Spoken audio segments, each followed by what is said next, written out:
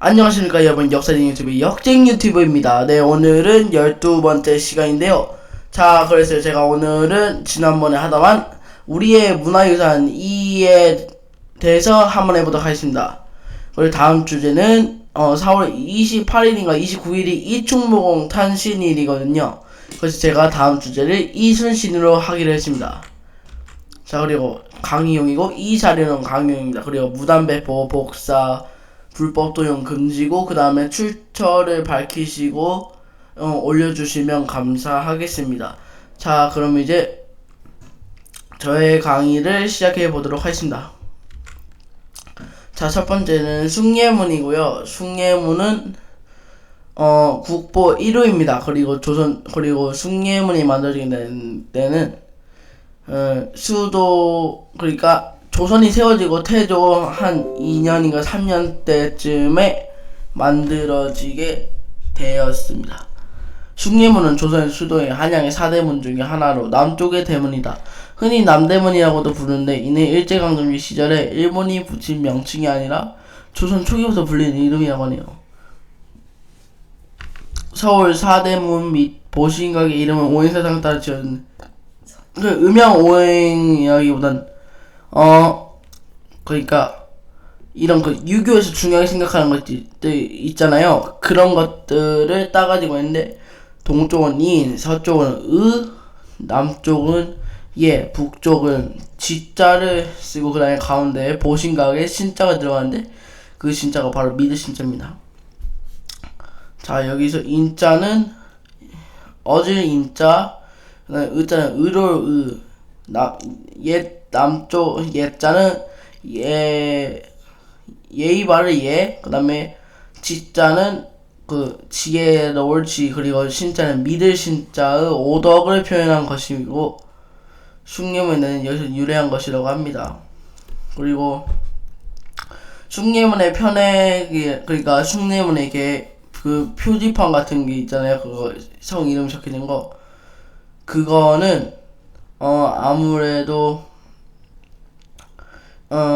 세로로 되어 있는데, 그 이유가 한양의 남쪽이 불이날 그걸 창게돼요. 그러니까 그쪽에 또 성문을 세우려면은 이렇게 새로 세워야 된다 했고, 그 다음에 이제 여기 숭자가 높을 숭자인데요. 숭배할 숭자, 높을 숭자. 근데 이 숭자가 불길 타오르는 듯하다고 해가지고 이게 불길로 불을 잡는 약간 그런 뜻에서 그렇게 했습니다.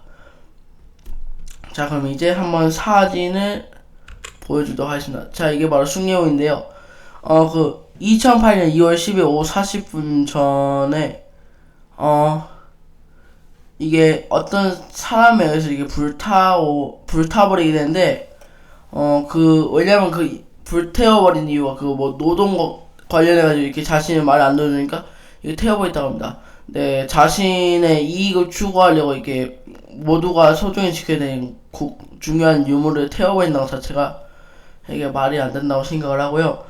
그래가지고 문화재청에서 숭례문의 원형에 가깝게 복구할 수 있도록 노력을 했고, 그 결과 4월 29일날 완공돼서 5월 4일날 복원 완료를 기념한 완공식이 진행이 되고, 그 다음에 숭례문은 오늘날은 이런 모습이 아닌 동쪽과 서쪽으로 성벽이 약간 더 만들어진 그런 것으로 이렇게 되어 있습니다. 자, 그럼 이제 자, 두 번째는 혼민정음으로 들어가 보도록 하겠습니다. 이게 혼민정음 간송미술관에 있는 간송본이라고 하죠, 흔히. 네, 해례본입니다. 혼민정음 세종대왕께서 만드신 책이고, 세종대왕님이 백성을 걱정하시면서 만든 책인데, 바로 소개하고 있는 혼민정음입니다. 그리고 혼민정음 글자는 한글로 되는데 이게 한자로 적혀있게 돼요. 근데 이 혼민정음이 해례본과 언해본으로 혼민정음도 이게 해례본밖에 없는데, 그 해례본에서도 여러 종류로 나뉘게 돼요.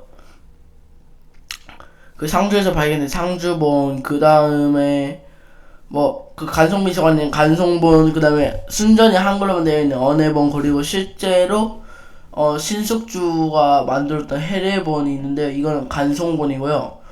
간송본 같은 경우는 1921년 한국어 학회에서 이게 훈민정음을 이렇게 복원을 할 때 사용이 이렇게 만든 건데 그래가지고 그런지 이렇게 곳곳에도 이렇게 자세히 보시면 이게 글자 같은 것도 배우고 그러실 거예요. 그리고 이건 국보 70호이고 아주 중요합니다. 자, 그래 여기 앞에는 나란 말씀이 둥기게 달아 문자와 서로 사마띠 안해할세 등 이런 글자들, 그 다음에 기억은 뭐 이렇게 적혀 있습니다. 지금 여기 이렇게 세 글자밖에 제가 일단은 읽을 수가 없어요. 한자를 배우긴 해도 그러기니까. 기억, 여감. 기억은 감에서 나는 이걸 본떠가지고 만들었다. 그러니까 목소리 같은 걸 본떠가지고 만들었다는 것이죠. 저기 군데군데 세모나 이렇게 점 같은 것도 보이시는데 이런 것들은 오늘날 사라진 그 훈민정음입니다. 네, 그럼 이제 마지막인 고인돌을 한번 받아보도록 하겠습니다. 고인돌도 유네스코 세계문화유산에 등재될 정도로 엄청난 정도, 특히 전 세계에 있는 고분의 거의 60% 정도가 우리나라에서 발견이 된다고 하니까 얼마나 대단합니까? 네, 웬만한 곳에서는 다 발견됐으니까요. 뭐 고창, 화순, 그리고 심지어 제 지금 살고 있는 곳인 정읍에서도 하나가 발견이 됐어요. 고인돌 청동기실 때 만든 것이고, 족장이 돌아가셨을 때 그분의 그 족장의 노비들이 힘을 합쳐서 만들었어요. 노비라기보다 아무래도 마을 사람들이나 노비 그런 사람들이 다 합쳐졌겠죠. 이게 무게가 거의 한 1000톤 가까이 육박한데요. 근데 이걸 옮기려면 최소한 1500명에서 한 보름 정도는 힘을 써야 이걸 이렇게 옮길 수 있을 정도라고 하니 얼마나 대단한지 알 수 있겠습니다. 그리고 여기 원래 이게 구멍이 뚫려있는데 원래 이쪽에 앞뒤로 이렇게 괸돌이란 게 있었는데 복원이라기보다 발굴 작업을 하면서 이렇게 빼가지고 현재는 이런 모습이 되어있고, 고창, 화순 그리고 강화도 지역의 고인돌이 유네스코 세계문화유산에 등재가 되었습니다. 노비 아까 알려준 그냥 치우라고 했는데 노비들도 그때 당시 무덤이 있었어요. 바로 동생이 약간 이게 부족한 점인데 바로 동무덤이라고 그 옹기 같은 모양의 그 관에다가 이게 시체를 구겨가지고 그냥 땅에다 묻는 건데, 이런 것도 역시 그냥 많이 분포가 되어 있어요. 족장 있는 곳 지역 근처에는. 정읍에서 특히 좀 많이 발견이 되긴 했는데, 그래도 고인돌이 그만큼 그런 거고, 그 다음에 고인돌이 왜 이렇게 좋냐면은, 고인돌이 이렇게 중요한 까닭은 그때 당시에도 어떻게 사는지 알 수 있고, 그 다음에 이제 청동기 같은 것도 발견돼도 좋은 유물도 나오고, 그러니까 아주 좋은 것이 바로 이 고인돌이 알겠습니다. 자, 그리고 이제 저의 강의는 오늘 끝났는데요. 구독과 좋아요 한 번씩 부탁드리고, 그 다음에 다음 시간이 이순신 때 만나도록 하겠습니다. 정말 감사드리고 구독과 좋아요 한 번씩 부탁드립니다. 그리고 지금 정읍에서 이게 벚꽃축제라는데, 정읍의 벚꽃축제도 상당히 이게 멋진 점이 많거든요.